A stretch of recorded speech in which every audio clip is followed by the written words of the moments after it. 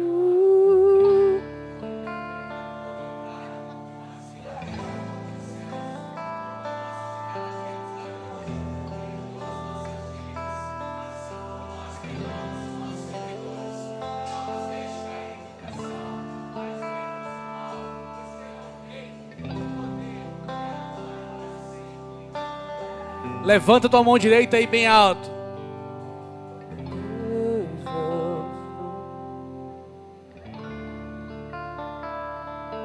Que Deus te abençoe e te guarde. Dê um final de semana abençoado, cheia da presença de Deus. Não esquece da nossa programação. No sábado tem a Vigília Flame.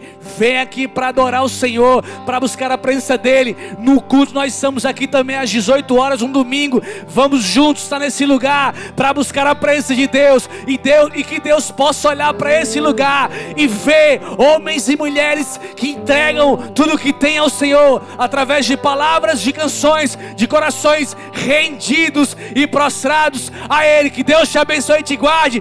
Vai em paz, aplauda o Senhor aí no seu lugar, glorifica o nome dEle. Toda honra e toda glória seja dada ao Senhor, em nome de Jesus. Amém, amém e amém. Veja os tronos de outros reis dobrados ao chão, até meu coração se deu.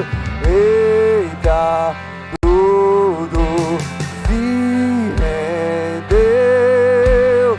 Quem não louvará e quem não temerá? Importa que ele cresça, maior que toda sombra que a gente projetou. Importa que ele seja